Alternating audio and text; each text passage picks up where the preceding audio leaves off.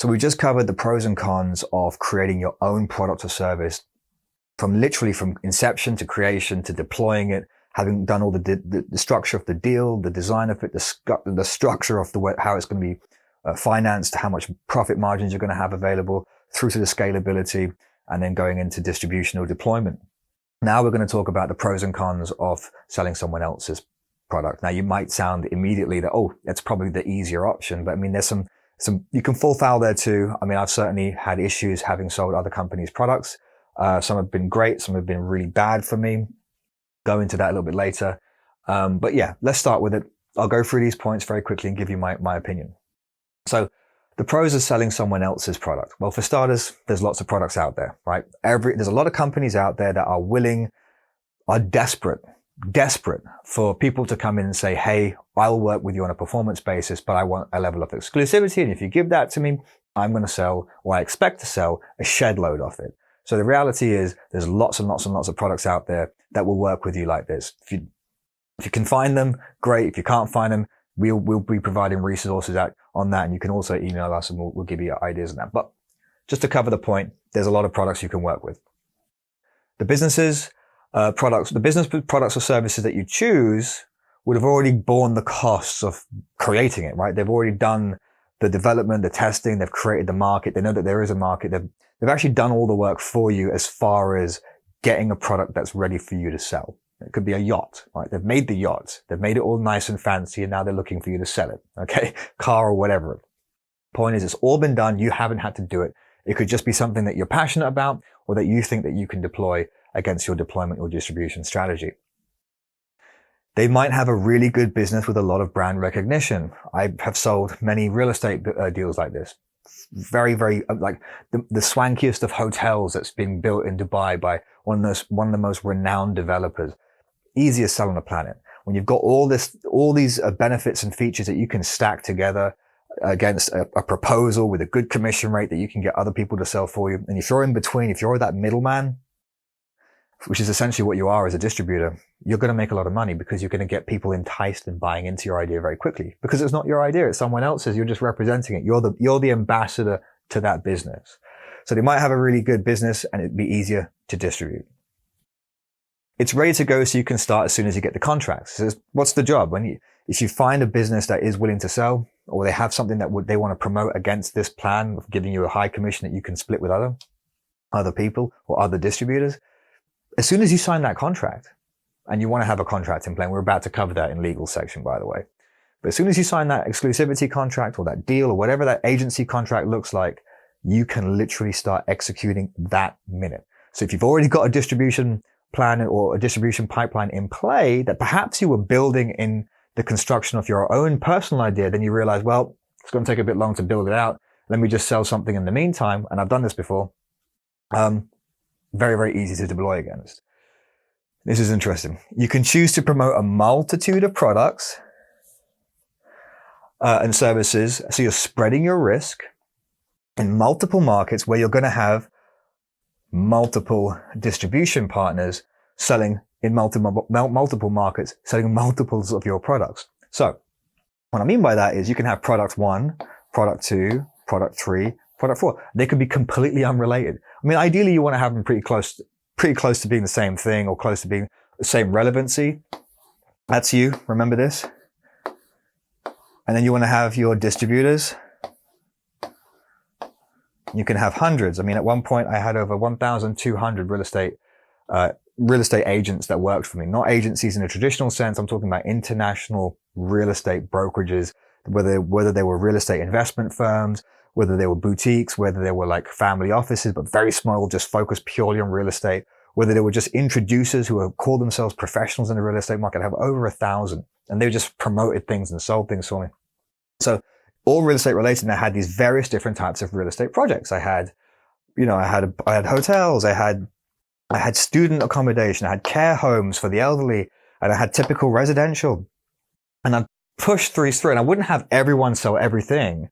I would have a section sell that, different markets sell this. So if at any point that either one of these ran out of stock, they took away my exclusivity, the market just didn't want it anymore, I had this constant distribution network. I mean, that's what core agents was. Core agents, that's exactly what core agents was since day one. It started from recruitment, moved into real estate, did some other things here and there because I had a lot of people to work with, in the network. As far as networks concerned, with that many people under your belt, 1,000 people, lots of conversations happening all the time, you end up getting more and more and more contacts. As well, I was able to do those rubber deals. It wasn't because I really did some hard work to find out who the buyers were going to be. I mean, they were pretty much just given to me on a plate. And that's what happened. It's all about who you know, right? So if you've created networks like this where everyone's winning, everyone's getting paid, it's really harmonious. So people share information a lot quicker. So that's a really, really big benefit. And if anything, if you want to start in the distribution game, if it's completely new to you, it's always good to start with something else that is actually working. And if the product or service that you're selling, if one of these doesn't do well, you can switch it out for something that is doing well.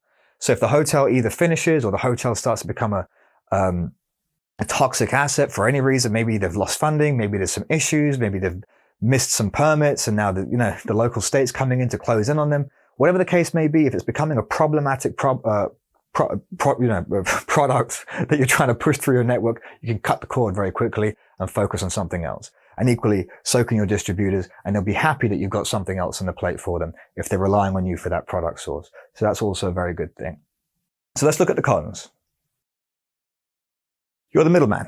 You can and will be circumvented. What does circumvented mean?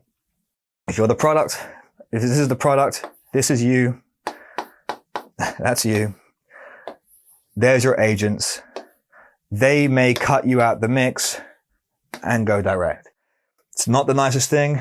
Lots of bad things happen here. Everyone here is basically losing a bridge. If you've created the connection, it's bad for future business for them to do that, but it does happen. People get greedy and some people are just bad natured and that's what they'll do. And if you've got someone who's this business here who's willing to take the deal and this company's here willing to cut you out the deal, it can happen.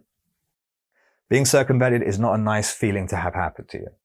It feels like you're being cheated on. It's the closest thing to feel. If other people are selling, you're gonna go into price wars. So if you're selling the same thing, here's an example. If you're selling, let's just take for instance a product that for every one of these products you sold, you're making $500, and so you know that this is how much you can get paid. Then you've got other distributors out there who are competing with you and they're doing like cashback deals. So when they sell it, they're saying, oh, you've got to pay the $500. We're not giving you a discount, but if you buy it, we'll send you $200 back. I've seen that happen so many times. So as far as the main product provider is concerned, and this is right from the top, the product provider, whether it's a product or a service, could be a training course, could be recruitment, could be consultancy. They're saying it's worth $1,000. You're selling it for $500, or you're getting $500 for each sale. The other guys are happy to sell it for literally $300, but they need to do $1,000 deal, so they can't do a discount. So what will happen is they'll say to you, pay the full $1,000 and we'll give you $200 back out of their commission. And that's a really sharky way of how people can disrupt your pipeline. And we're going to cover ways in which you can stop this from happening in actually the next section, which is legal. But this does happen because that's the nature of this kind of business. When you're involved with lots and lots of different people who are executing against multiple different products within the same space, working with your competitors, working with your suppliers, it gets messy because you're dealing with a lot of humans. This is not a robotic thing. This isn't it can become automated when you have a good pipeline set up and everyone's working and everyone's being paid and everyone's happy. But you get people that just start screwing with it. And they do it for the detriment of themselves and others. So that can happen. Price wars can happen. It's harder to get exclusivity agreements because even if you're established, companies, if they have a lot of people coming to them to sell, and this happens a lot with hotels, for example, in the real estate world. I'm very familiar with this. I'll go and approach them and say, hey, look, I'm known for doing over $200 million a year. In my best year, on average, I do about $100 million in sales for real estate. I think you should just give me the exclusivity. And, they'll say, oh, okay, well, we're evaluating 20 other people or 100 other companies, or we're looking at this. We're looking at a fund. Get on the waiting list. We'll get back to you. So it can be very difficult. I mean, you do get them.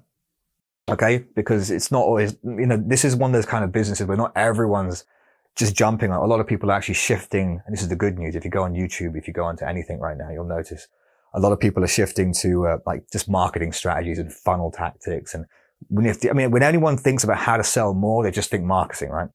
So the good news is this is the road less traveled. So it is likelier more paved with gold. So you don't have as many people competing to do this, especially in typical spaces.